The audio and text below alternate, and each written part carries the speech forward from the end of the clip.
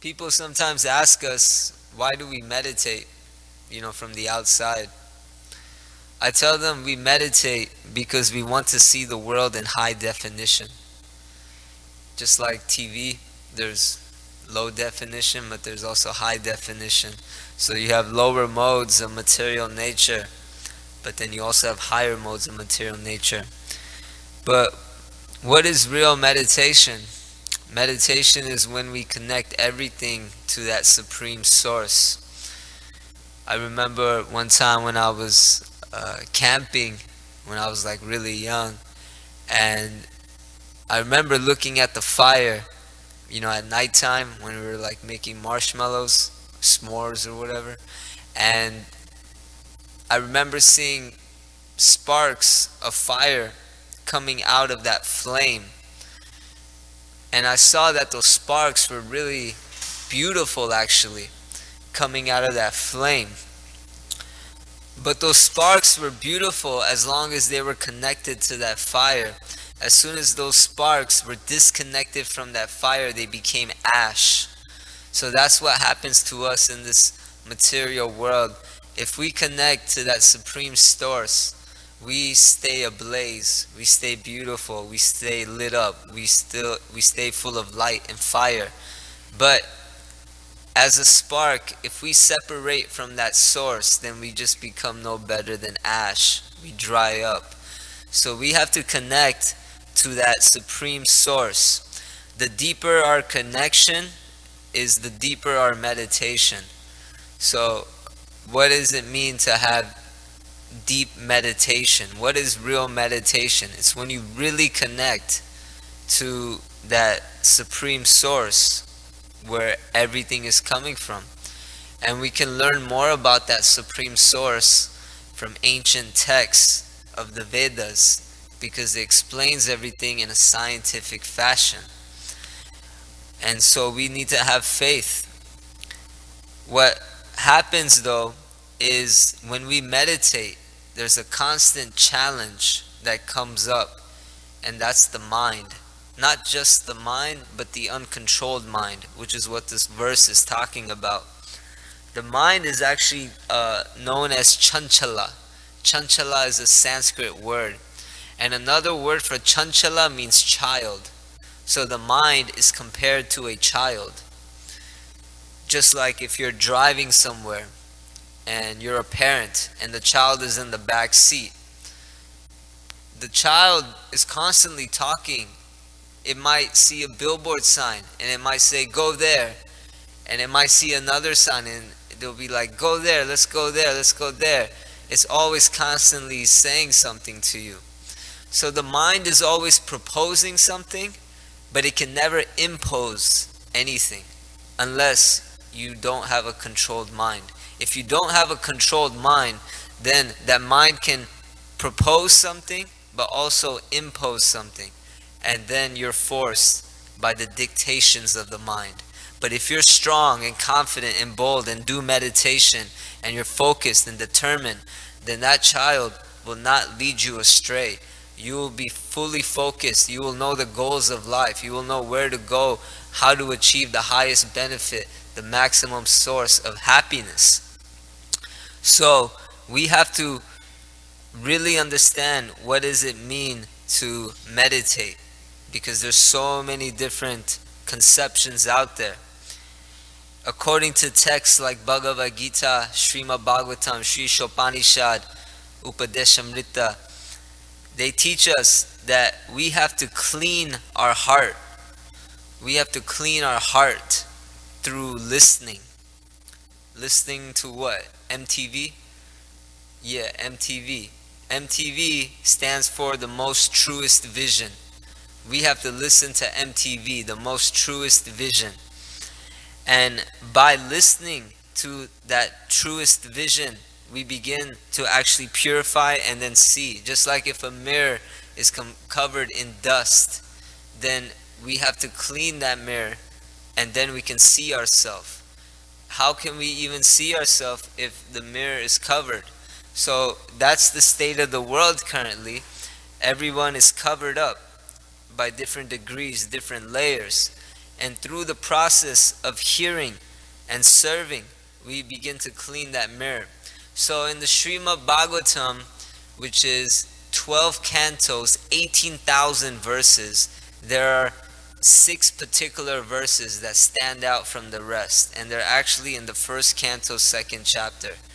And they begin with Sushu Shosaradhanasya Vasudeva Kataruchi Shanmahatsevaya Vipra Punyatirtha Nisevanat. Shushu Shosaradhanasya Vasudeva Kataruchi Shanmahatsevaya Vipra. Shanmahatsevaya Vipra.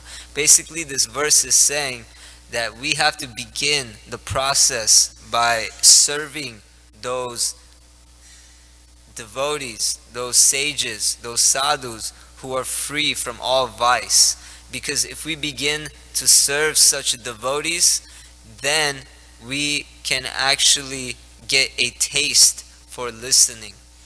There is a story where Srila Prabhupada, his guru, his name is Bhakti Siddhanta Saraswati Thakur. He started the Gaudiya Math.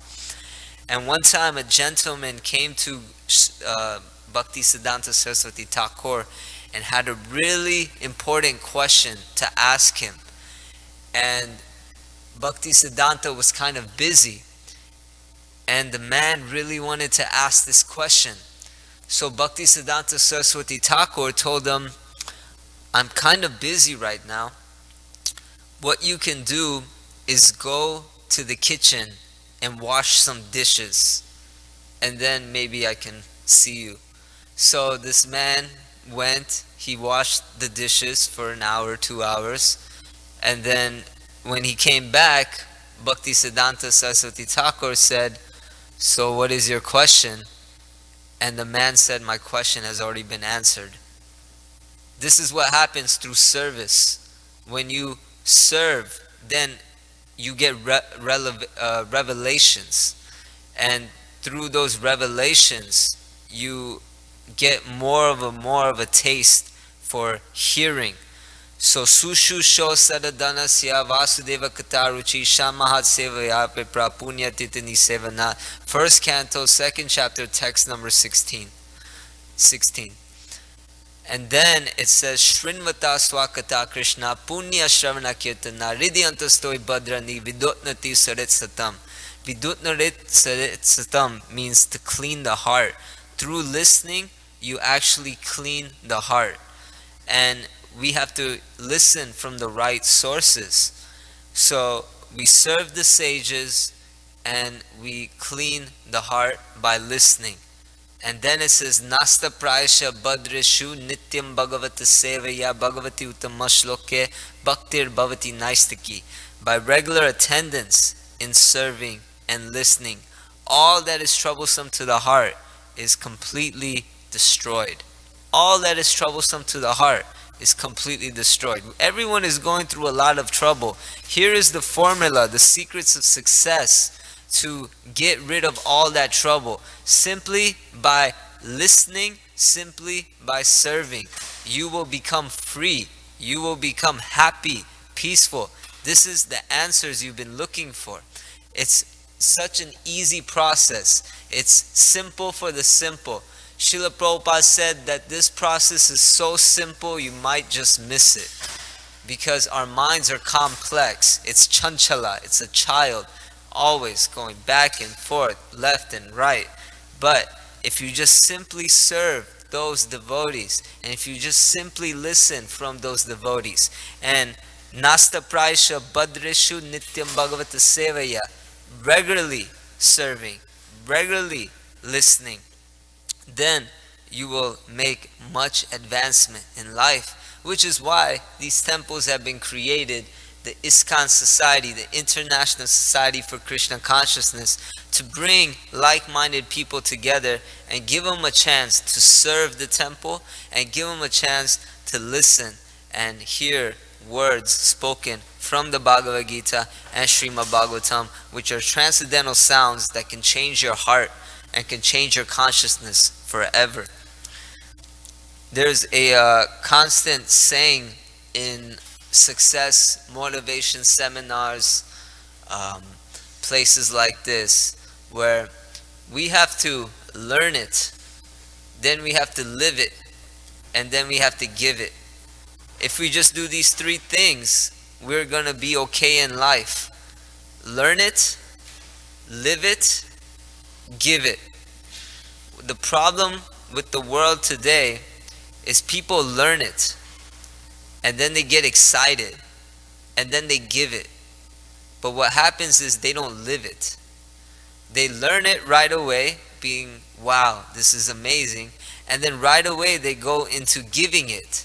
But because they haven't lived it, there's a big gap missing. So we have to learn to live these teachings rather than just learning these teachings and sharing with others. We have to learn it, live it, and then give it.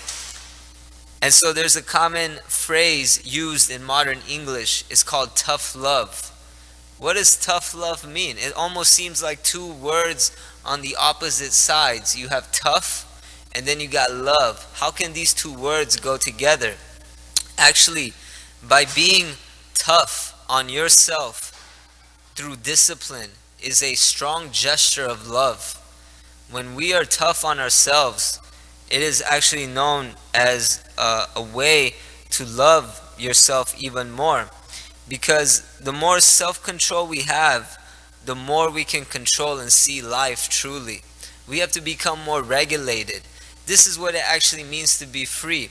Free is not going out there and doing anything you like, because that's when you end up in trouble actually. Free is when you become more regulated. It almost sounds like a contradiction.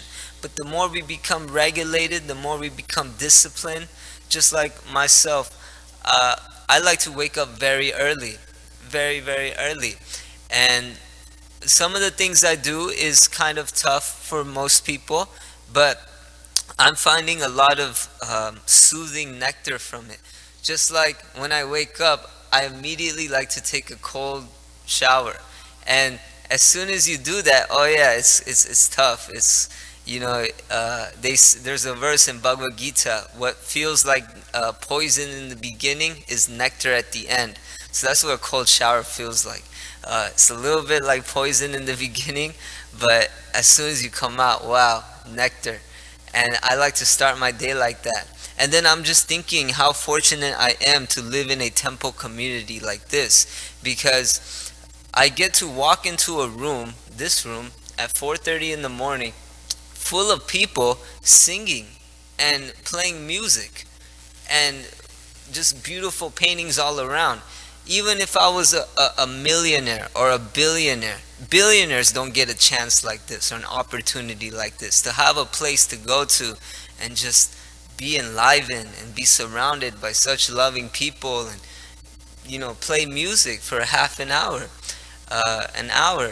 and then after that I like to walk. I go for a walk and I go to the top of the hill, the mountain here, and I get to see the sun come up, and then I come back down, and then we listen to a spiritual class. And all these different success motivation seminars, they'll teach you, you have to own your morning. You have to really take control of your morning, and then you can live a very happy, fulfilled life. So it's very important to take these steps. Like I was saying, a lot of people, they learn these things, and then there's a phrase, learn it, live it, give it. So they learn these things and then they try to give these things, but in between they forget to live these things. And if we don't live these teachings, then it's going to seem artificial. So we have to really take to the process, walk your talk, basically what I'm trying to say. So I was talking about tough love. There's a saying, the tougher you are on yourself, the easier life will be on you. If we're not disciplined, life is just gonna make us go left and right.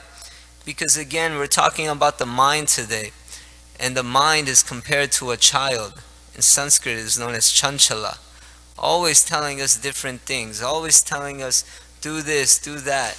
But we have to control the mind, and by controlling the mind, we can become more peaceful, we become more happy. So all this that I'm speaking about today is called sadhana. I don't know if any of you have heard this word, sadhana, but they said if you don't want to be sad, then do sadhana. That should be a t-shirt right there. If you don't want to be sad, you gotta do some sadhana. There's a famous person, his name is Will Rogers, and he says that even if you're on the right path, you'll get run over if you just sit there. So we're here, we're on this path, it's the right path, but if we don't actually take action, if we don't actually apply these teachings, we will get run over. We actually have to live what is it that we're trying to learn here. We have to control the mind. And the best way to control the mind is through following instructions given by self-realized individuals. So the instructions we follow is by His Divine Grace, A.C. Bhaktivedanta Swami Srila Prabhupada. His story is incredible. He came from India on a cargo ship to America back in 1965 when it took 35 days to actually cross the seas. He suffered 2 heart attacks, finally landed, did not know where to go, and somehow created an international movement. Why did he come here? He was living in India. He was living in a very peaceful place in India. What was it that he was trying to give us? For himself, Srila Prabhupada, he knew he had the greatest jewel, the greatest treasure. And his spiritual master told him, please go to the West and give this to others. He was given this instruction at a very early age, but he did not follow this instruction, and it was kind of eating him alive. He was feeling like, I still have to do this. And at the age of 70, he decided to take this big step. At the age of 70, most people retire, but Srila Prabhupada, that's when his life kind of began. And he went through so much for us. So we are trying to go through so much for him. And just by following his teachings, we can become so much more happier, peaceful.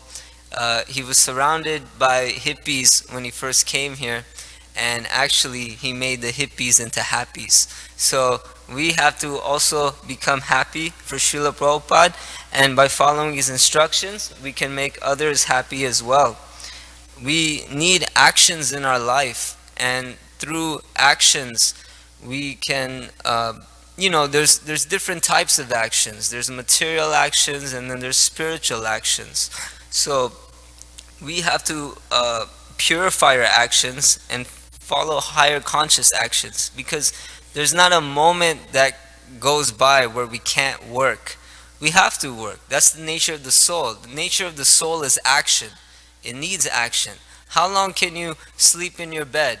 Maybe a few hours, maybe a day, maybe if you want to break a Guinness record, maybe like a week, I don't know.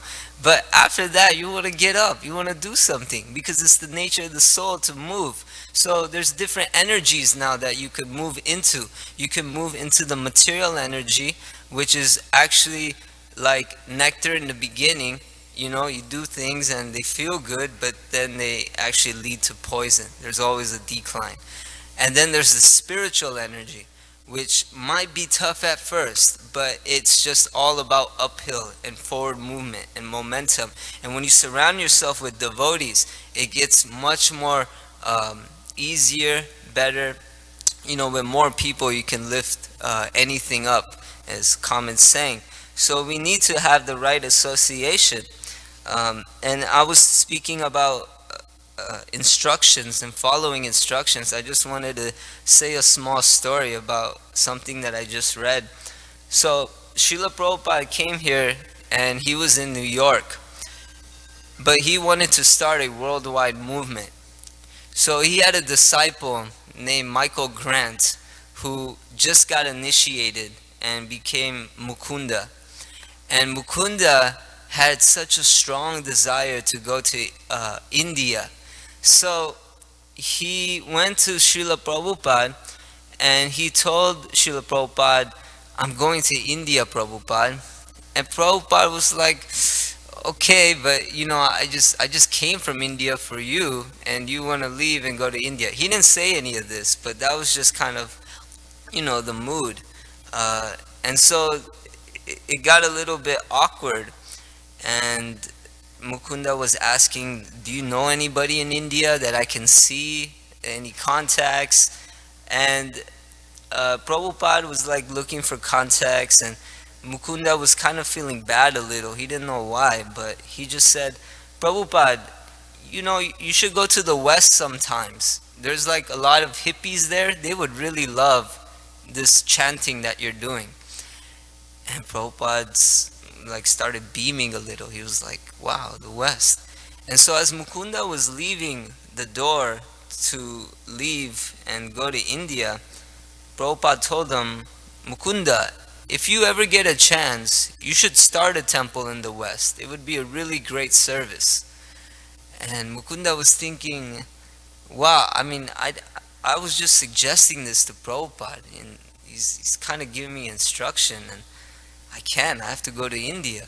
So what happened was he was in New York, but he was planning on driving all the way to Oregon and then going to India. And he was with his girlfriend and two other people and a cat named Scuzzlebrunzer. I think that was the name. So yeah, it was them four and the cat Scuzzlebrunzer. And they were driving to Oregon, but they stopped at a friend's place in a cabin. And when they got to the cabin, Mukunda and his wife at the time, Janaki was her name, they started telling them, these other two people named Dustin and Melody, about Srila Prabhupada and how they took initiation and what does it mean to have a spiritual master and how their life was slowly changing. And Dustin and Melody got so excited that they wanted to open the temple. And they were telling Mukunda, why are you even going to India? You should open this temple. And Mukunda was like, no, I have to go to India. And then finally one day, his wife Janaki, she was telling Mukunda, why do you even want to go to India? And Mukunda said, for the adventure and the experience. And Janaki just said, well, this is a different kind of adventure. Maybe we should open a temple. So somehow or another, they decided to not go to India. And as soon as they actually arrived in Oregon, a letter came in, and it was actually from Srila Prabhupada. Mukunda forgot that he gave the address to Srila Prabhupada of where he was going to be in Oregon. And at the time, actually always, whenever a disciple gets a letter from a spiritual master, it's kind of like getting a lottery ticket. Like you run, they were so excited, they were opening up the letter. And the letter was just a news clipping. And the news clipping was covered by, I think, a magazine called The Oracle. And the news clipping was saying something like, Swami's flock travels to the park to find higher ecstasy, higher than LSD. And then Mukunda was reading the article, and he kept seeing the word movement, like this movement, this movement, this movement. And Mukunda was realizing, this is a movement. And he just has one center right now in New York, and we can start something in San Francisco. So he started following the spiritual master's instruction. And before, his mind was kind of like a child, like we were talking about, saying to do this, to that. But as soon as he went under the guidance of the spiritual master's instruction, everything started flowing. And they were brainstorming, how are we gonna raise money to buy a temple? Because they didn't have any money. So Dustin, he was thinking, well, I know a good way to make money in San Francisco, but I don't think the Swamiji would approve of this method, which is, selling stuff. And then the other devotee, she was saying, well, maybe I can start an essential oil business. But then they were saying, yeah, that's good, but that's kind of more long term. We just need a lot of money right now to open this temple. What are we going to do? So Janaki, she had the idea, maybe we can start a spiritual rock concert. And they were saying, yeah, that sounds like something that can happen. So they started brainstorming how to do this, and things just started flowing. They had all these big names at the time. There were bands named Grateful Dead and Moby Grape and Janis Joplin. They were all coming forward and willing to be part of this concert. And they tried to look for the right venue, and it was hard to find a good venue, but they finally found one called the Avalon Ballroom. And they were trying to rent it out, but the owners were telling them, it's booked. It's booked. Friday, Saturday is booked. Friday, Saturday is booked. But then the devotees, they were saying, no, no, we want it to be on Sunday, because Sunday is kind of like the day we do stuff here. And the owners were like, what? Sunday? You want a concert on Sunday? And they were like, yeah, we want Sunday. So he was like, okay, fine. If you want Sunday, it's your choice, but don't say we didn't warn you. Actually, that Sunday became the biggest crowd that Avalon Ballroom ever saw in the history. I mean, people couldn't even get into the door. Everybody was so excited. And miracles were just starting to happen. I was talking about the importance of service and serving a spiritual mission. So people from San Francisco, all kinds of hippies were coming forward, donating their trucks, donating their service, their talents, paintings, all for something they didn't even know so much. They haven't even met Srila Prabhupada. Srila Prabhupada was still in New York, and he had no idea all this was going on at the time. But the devotees there wanted to really surprise Srila Prabhupada. And even just them chanting, there was a devotee, actually, not a devotee, just a person, he saw the bead bags of the devotees, and he was like, are you guys with A.C. Bhaktivedanta Swami Srila Prabhupada? And they were just like, yeah, how do you know? And that's just how popular Swamiji was getting at the time. The word was just getting out about japa beads, and he came forward, and he was the one who was able to get Allen Ginsberg to come all the way from New York to be at this concert. And then finally they called Prabhupada, and they let him know everything that was happening. And Prabhupada got really excited and came, and the rest was, history. So this was all through following that instruction, just like how Srila Prabhupada followed that one instruction from Bhaktisiddhanta, saying to come to the West and spread this. He tried so many things in India. He started League of Devotees. He was trying to sell Back to Godhead magazines, but nothing was really happening until he finally took that cargo ship and went to the West. And when that happened, Krishna gave him everything. So in the same way, when we follow the spiritual master's instruction, the spiritual master shines everything. And we can learn these instructions simply by reading books like the Bhagavad Gita. It will enlighten us and invigorate us. And so in this way, we can control our mind much better. They say greatness belongs to those who have mastered their internal world. So we have to master this internal world through the process of sadhana, through the process of listening, and through the process of serving. If we just do these three things, then we're going to be okay. So I think I'm going to stop there. And I was wondering if anybody has any questions or comments. And if not, then I'm just going to ask maybe one thing that stood out to you that you remember. Maybe I can ask Buck the Wolf. What was something that just you remember?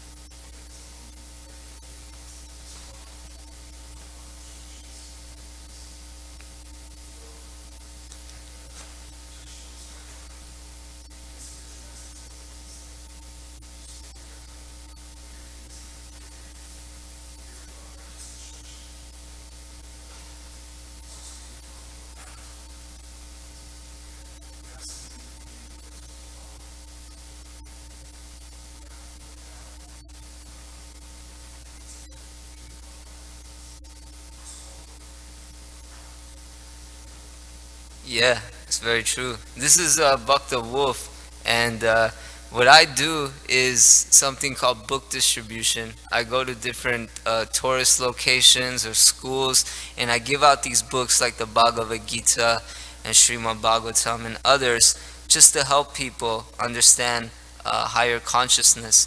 And Bhakta Wolf came out with me today, and he's been coming out actually a few times, and we meet some really wonderful people who are just looking for this knowledge, and they're so thankful and they're so happy to get it, because at a time like right now, there's not so much world peace. The world is very chaotic. There's a lot of problems, but actually the Bhagavad Gita, it solves so many material problems on a spiritual level: religious violence, racial violence, theft, greed, all these things, environment destruction, meat production, cattle raising. Bhagavad Gita actually annihilates all these problems in one shot, in one step, and that's through Krishna consciousness. So people are looking for this knowledge, and we have to be there to give it to them. And so we set up these really nice book tables. We put these nice signs that say meditation books. Whoever's attracted gets attracted. They come, and then they get the all attractive, Lord Krishna. And in that way, they actually just make so much advancement, even if they don't read the book, even if they touch the book. Srila Prabhupada said they make advancement. Even if they give a donation, such an advancement. So we're trying to spread this Dharma everywhere. And we're not trying to convert anybody. They can continue to be Christian, Muslim, it's fine. It's okay. But these teachings are beyond any religion or beyond any ism. They deal with self-realization. They deal with control of the mind, how to be more peaceful in life, how to be more happy in life. And that's what we're all about. We want to see others happy because everyone is our brother and sister. We are all tiny particles connected to the Supreme. And in this way, we just want the world to thrive. So this is our part in making the world a better place. So thank you for your realization. Thank you very much. Hare Krishna.